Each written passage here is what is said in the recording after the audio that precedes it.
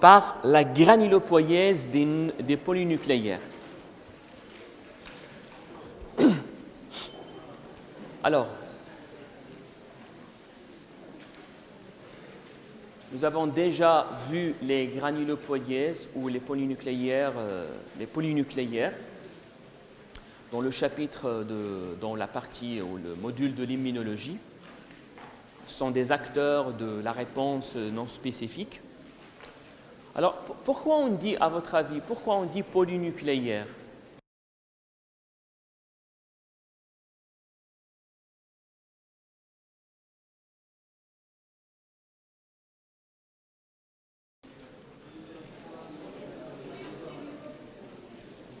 Pourquoi?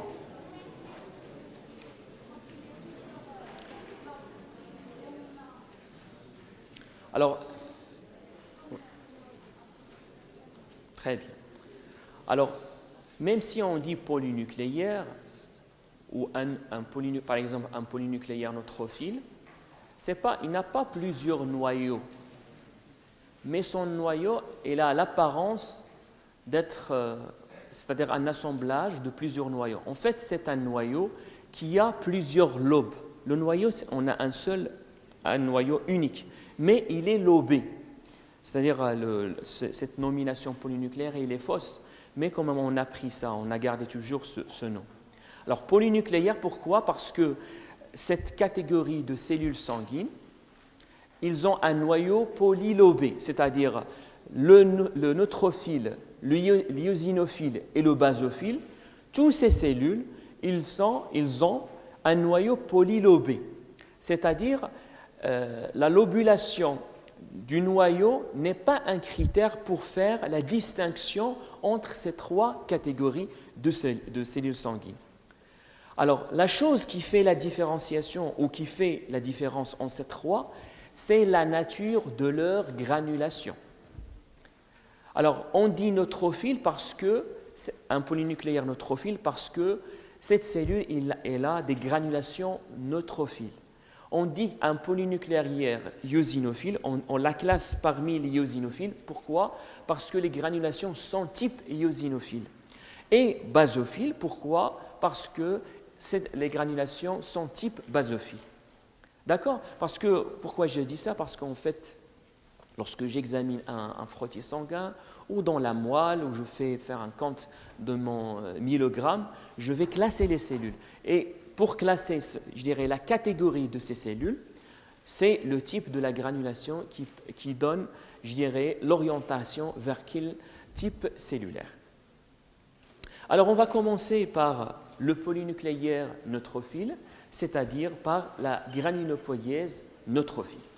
Alors, la première chose qui est spécifique à cette lignée cellulaire, c'est que lorsque je vais examiner les éléments de la moelle par le myelogramme, si je fais une exploration de la moelle osseuse par le myelogramme, les précurseurs, c'est-à-dire les cellules de cette lignée granuleuse neutrophile, sont majoritaires dans la moelle. Ils peuvent représenter de 50 à 70% des éléments médulaires, c'est-à-dire sont les cellules majoritaires de la moelle osseuse. Je vais prendre le même plan que j'ai fait avec les rétropoïèses. Alors, je vais commencer par l'aspect cytologique, c'est-à-dire je vais décrire les différents compartiments cellulaires. Premier, cellules souches, progéniteurs et de maturation. Alors, le premier compartiment, c'est commun pour tous les cellules. Pourquoi? Parce que c'est le compartiment des cellules souches hématopoïétiques, cette cellule qui est caractérisée par plusieurs, je dirais, spécificités, dont les principales, c'est l'autorenouvellement, la pluripotence et la différenciation. Lorsque la cellule souche hématopoïétique, il va prendre une voie de différenciation vers cette lignée, il va donner des progéniteurs. Alors, comme on a dit, bien sûr, par le premier progéniteur myeloïde, le CFU-GEM, qui va par la suite, il va, je dirais, prendre la voie ou s'oriente vers la lignée granuleuse neutrophile. Il va donner un progéniteur bipotent qui est le CFU-GM, c'est-à-dire une cellule qui peut donner une différenciation vers soit la lignée granuleuse neutrophile, soit vers la lignée monocytaire. C'est-à-dire qu'on peut comprendre que le monocyte et le granulocyte neutrophile sont des cousins germains. Ils sont plus proches que si on les compare avec, par exemple, globules rouges et polynucléaires neutrophiles, puisqu'ils ont une cellule souche commune. Mais en fait, avec la différenciation, pour arriver à la lignée neutrophile, on peut avoir un progéniteur bipotent qui est le CFU-GM.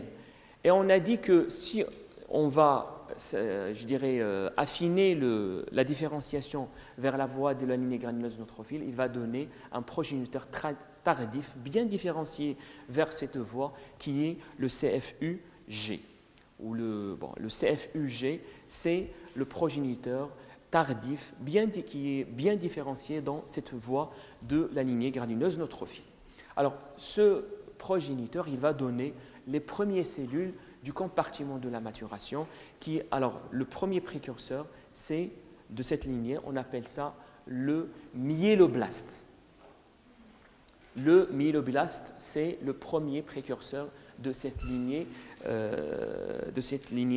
de granuleuse neutrophile. Alors, ce n'est pas la peine d'apprendre par cœur les spécificités, mais quand même, ici je cite certains éléments de cette cellule. En fait, cette cellule, elle représente à peu près 2% des cellules de la moelle, c'est-à-dire elle est très minoritaire dans la moelle osseuse, les myéloblastes. Il a les caractéristiques des cellules jeunes. Alors, quelles sont les caractéristiques des cellules? Surtout un cytoplasme basophile et le noyau, il contient ce qu'on appelle les nucléoles. Les nucléoles. Bon, ces aspects, ils reflètent le degré d'activité de cette cellule parce qu'en fait, il se prépare pour subir la maturation, il se prépare. Alors, nous, lorsqu'on fait la coloration, toujours on peut la repérer, c'est grâce à la coloration de MGG. Alors on trouve ces caractéristiques cytologiques, surtout le cytoplasme basophile et les nucléoles dans le noyau, et parfois on peut trouver ou non des granulations dans son cytoplasme. Alors le myéloblaste, il va donner le deuxième précurseur qui est le promyélocyte, une cellule qui s'appelle promyélocyte, c'est-à-dire stade avant le myélocyte. Myéloblaste, promyélocyte. Alors, la chose qui caractérise ce stade, c'est que si on compare on a un tableau, on a toutes les cellules, c'est que à ce stade, on a l'apparition des granulations. Alors, ces granulations, ils ont la couleur de rouge brique. Alors, nous, dans la coloration MGG, cette coloration, on l'appelle, ou les granulations, il prend une couleur, on appelle azurophile. Dans la coloration MGG, azurophile veut dire qu'il a une coloration rouge brique. Ce n'est pas l'azur, la couleur de bleu, non. Azurophile dans la coloration MGG, il a une coloration rouge brique, comme ça. Et la deuxième chose, je ne sais pas si vous le devinez ou non, c'est au fond de ces granulations, il y a une plage qui est blanchâtre. Alors on appelle ça, ce sont des caractéristiques cytologiques, on appelle ça l'arcoplasme. Alors le promyélocyte, il va donner le troisième stade de maturation qui est le myélocyte neutrophile. Le myélocyte neutrophile. Alors ici, je dis bien le myélocyte neutrophile, pourquoi? Parce qu'à ce stade, le cytoplasme des cellules, il est bourré, il est plein en granulation neutrophile. D'accord? Il est bourré et il contient beaucoup, majoritairement, sont des granulations neutrophiles. Et le myélocyte, il continue la maturation pour donner le quatrième précurseur qui est le métamyélocyte. Le métamyélocyte, ce stade, il a une caractéristique spéciale, c'est que le noyau, il est sous forme de C, comme ça, ou fer à cheval. C'est très caractéristique, le métamyélocyte. Le noyau, il est comme ça, sous forme de C ou fer à cheval, qui va continuer, bien sûr, continuer la maturation pour donner la dernière étape qui est la granulation, le polynucléaire neutrophile. C'est-à-dire, ici, le noyau que vous voyez ici, polylobé, le débit n'était pas lobé, il était un noyau qui est rond, qui est volumineux, qui occupait presque la totalité de cytoplasme. Alors, si je résume les stades de maturation de la granulopoïèse neutrophile, je commence par le myéloblaste qui va donner le promyélocyte, qui va donner le myélocyte neutrophile, qui va donner le métamyélocyte neutrophile et par la suite, il va donner le polynucléaire neutrophile. Comme l'érythropoïèse, c'est-à-dire les cellules, ils vont acquérir au fur et à mesure je dirais, les fonctions ou les organites pour assurer leurs fonctions. Le polynucléaire, quel est son rôle? C'est surtout la bactéricidie, bien entendu, c'est dans le contexte inflammatoire. C'est-à-dire qu'il doit avoir tous les éléments pour assurer cette fonction de la bactéricidie. Alors la bactéricidie est assurée par le phénomène de la phagocytose, mais surtout par la bactéricidie, c'est pour dégrader ce qui a phagocyté. Alors, ce qui a phagocyté, il peut assurer cette fonction par le contenu de ces granulations. Le contenu de ces granulations. On peut mettre en évidence, et ça dépend si on est dans l'étude par ce qu'on appelle la microscopie électronique ou par la microscopie optique. Je m'explique. Lorsque je dis microscopie optique, c'est-à-dire je fais un frottis sanguin ou la ponction de la moelle, je vais faire un étalement médulaire et je regarde les précurseurs. Alors ici, par cette coloration, je fais une étude microscopique optique. Et comme j'ai dit, après coloration de MGG, nous sommes dans la lignée granuleuse neutrophile, je vais regarder, surtout dans les derniers stades, à partir de myélocytes neutrophiles, je vais mettre en évidence, je vais voir sous microscope des granulations neutrophiles. Si j'ai respecté les conditions de MGG, les granulations neutrophiles, ils ont une couleur beige-marron. Beige-marron, c'est comme ça, si on a bien respecté les conditions de la coloration. Des granulations neutrophiles. Mais si je fais ce qu'on appelle une étude par microscopie électronique, la microscopie électronique, il met en évidence deux types de granulations. On parle des granulations primaires et qui apparaissent au premier, surtout ils apparaissent au cours du stade promyélocyte et ça correspond aux granulations azurophiles.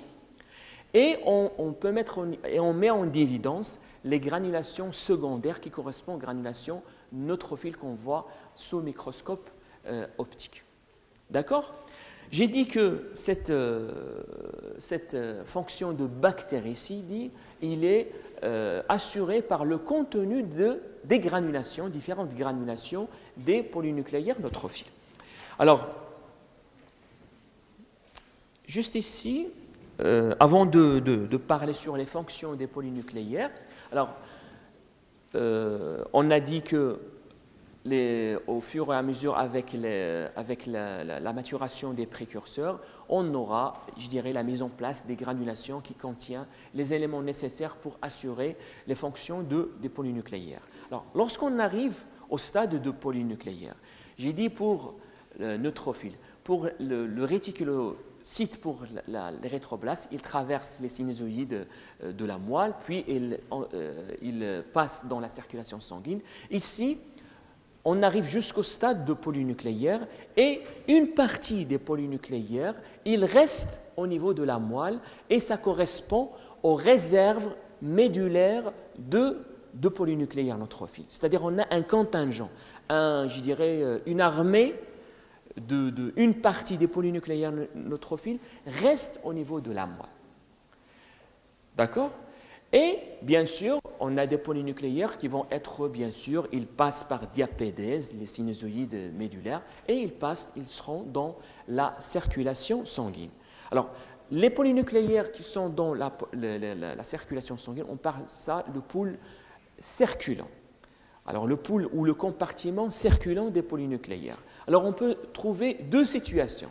Soit on va trouver des polynucléaires qui sont dans le flux sanguin.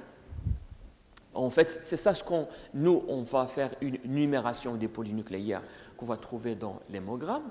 Et en autre polynucléaires, ils sont adsorbés, collés aux parois des vaisseaux.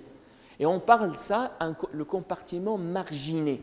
Marginé veut dire des polynucléaires qui sont collés aux parois des vaisseaux. D'accord? Alors, quelle est en fait granulopoïèse? Quelques polynucléaires restent dans la moelle. D'autres, en fonction du besoin, on va avoir des polynucléaires dans le sang. Le sang, on a des polynucléaires qui sont dans le flux sanguin et d'autres sont collés aux parois vasculaires. Après, quelle est la suite de ces polynucléaires? Qu'est-ce qu'ils vont faire par la suite? Ils vont regagner quoi? Les tissus. C'est-à-dire, les polynucléaires qui sont adsorbés, en fait, étaient circulants, absorbés, puis après, ils regagnent les tissus pour assurer leur fonction. C'est-à-dire, si on fait une cartographie ou une répartition de ces polynucléaires, on va trouver qu'il y a des polynucléaires au niveau de la moelle, au niveau du sang, soit dans le flux circulant ou adsorbé, et la grande majorité, c'est au niveau des tissus. Et on a dit que la durée de vie d'un polynucléaire neutrophile, elle est très courte. Il ne dépasse pas les 3 jours. Juste ici, juste pour vous expliquer qu'est-ce que ça veut dire ça, ce qu'on appelle la formule d'Arnett. Alors, on a dit que le polynucléaire, au fur et à mesure de la maturation, il va acquérir tous les éléments, les organites et même les formes pour qu'il assure sa fonction. Alors, quels sont les éléments pour dire que la granulopoïèse s'est déroulée dans les bonnes conditions? C'est qu'on doit avoir un polynucléaire qui est lobé. Et la deuxième chose, son cytoplasme il est plein de granulation. Alors, nous, pour évaluer, parce que le degré de la lobulation du noyau, c'est un élément essentiel pour dire est-ce que les choses se sont passées bien ou non. Alors, qu'est-ce qu'on fait? On va lire un frottis sanguin et on va compter le pourcentage des polynucléaires qui ont 3 lobes. Parce que 3 lobes, c'est la majorité presque 50% des PNN, ils ont 3 lobes. C'est-à-dire, majoritairement, ils ont 3 lobes. On peut avoir moins, on peut avoir plus, mais la majorité, ils ont 3 lobes. Alors, parfois, dans des conditions, on a la production de polynucléaires, mais il est hyper lobé. C'est-à-dire la majorité des polynucléaires, ils ont plus de 3 lobes. Et on voit ça, comme je crois que j'ai déjà dit ça, dans les circonstances de déficit en B12. Dans les déficits en B12, parmi les éléments qui peuvent orienter vers la carence en B12, c'est que je vais trouver les polynucléaires hyper lobés. Parfois, on compte jusqu'à 12 lobes par polynucléaire. C'est-à-dire, ça, et on dit, puisque dans le cas où on a majoritairement des polynucléaires sont hyperlobés, on parle d'une formule d'Arnett déviée à droite. Pourquoi? Parce qu'ici, dans le cas normal, on a un pic dans la courbe, la moyenne, c'est au niveau de 3 lobes. Mais si la grande partie des polynucléaires, ils ont plus de 3 lobes, par exemple, ils auront plus de 3 lobes, c'est-à-dire la courbe va être décalée à droite. Et c'est pour ça qu'on parle d'une déviation de la formule d'Arnett à droite. Alors, on a un autre contexte pathologique où les polynucléaires ne sont pas assez lobés. C'est-à-dire, on va trouver la majorité des polynucléaires neutrophiles n'ont pas 3 lobes. Ils ont 2, voire parfois même non lobés. Alors, dans ce cas, je vais dire que la formule d'Arnett est déviée à gauche. Et déviée à gauche, ça caractérise des entités pathologiques comme les syndromes myélodysplasiques. Bon, ça, c'est un petit peu spécial, mais juste pour vous expliquer cette formule d'Arnett qui s'intéresse au degré de la lobulation des noyaux des polynucléaires neutrophiles. Comme j'ai dit, la répartition, on a un compartiment de réserve médulaire. un compartiment vasculaire, comme j'ai dit, le circulant et le marginé, et bien sûr au niveau tissulaire. La régulation, bien sûr, comme toutes les process ou de l'hématopoïèse, on a des molécules qui favorisent la granulopoïèse. Chez la granulopoïèse neutrophile, surtout c'est le GCSF. Et comme j'ai dit, le GCSF, c'est un médicament qu'on utilise dans les contextes chez les patients sous chimiothérapie pour raccourcir la période de la neutropénie, de l'aplasie. On donne ce facteur hématopoïétique pour favoriser la granulopoïèse neutrophile. Aussi, on a d'autres facteurs hématopoïétiques comme le GM-CSF. Et bien sûr, on a d'autres facteurs qui ont une régulation négative comme la lactoferrine. Ici, bon, je résume. Alors, ici, c'est le myéloblaste qui va donner le promyélocyte, qui va donner les myélocytes et qui vont donner le métamyélocyte qui va donner par la suite le polynucléaire neutrophile. Alors, pour la fonction des PNN, bien sûr, comme on a dit, c'est dans l'immunité non spécifique et même il intervient dans le remodelage tissulaire. Alors, au cours de cette pour assurer cette fonction, bien sûr, il va avoir toutes les molécules nécessaires pour assurer ces fonctions. Alors, on a dit qu'il est doté de... on a parlé de ça lorsqu'on a parlé du complément. On a dit que les fragments C3A, C4A, C5A, ils ont un pouvoir qui va attirer les PNN au site de l'inflammation. C'est ce qu'on appelle le chimiotactisme. Aussi, bon, on a dit que, bien sûr, le PNN il est doté de ce qu'on appelle la phagocytose. Ce phénomène phagocytose, c'est qu'il a le pouvoir de reconnaître, par exemple, un antigène, puis après, il va l'englober dans ce qu'on appelle les endosomes, dans lesquels ils vont déverser le contenu de ces granulations. Ici, la composition des types de granulation des PNN, soit les granulations primaires et les granulations secondaires, leur granulation, ils ont une grande quantité en enzymes qui ont la capacité de dégrader les molécules phagocytées. Alors, la phagocytose, ce n'est pas seulement englober un antigène, par exemple, ou une bactérie, ou un virus, ou une cellule tumorale, mais on doit avoir la capacité de la dégrader. C'est pour ça, dans les granulations primaires, on a une enzyme qui s'appelle la myéloperoxydase. Votre attention, s'il vous plaît. La myéloperoxydase, alors c'est une molécule qui a la capacité d'utiliser l'eau oxygénée, le H2O2, pour produire ce qu'on appelle les hypochlorites. Vous connaissez qu'est-ce que ça veut dire les hypochlorites? Qu'est-ce que ça veut dire l'hypochlorite de sodium? Vous l'utilisez chaque jour pour le blanchissement des vêtements. C'est l'eau de Javel. L'hypochlorite de sodium, c'est Javel. Javel, c'est le village, là aussi le monsieur qui a fait Hadakla. Javel. C'est un nom d'un... Soit, je crois, un village ou là le monsieur qui a inventé l'hypochlorite. Alors, l'eau de Javel ou l'hypochlorite de sodium. Alors, le polynucléaire, il a la capacité de produire les hypochlorites. Et les hypochlorites, ils sont des radicaux oxydants très toxiques. Pourquoi? Parce qu'ils peuvent interagir avec, par exemple, la paroi d'une bactérie et ils vont exercer ce pouvoir toxique contre les bactéries.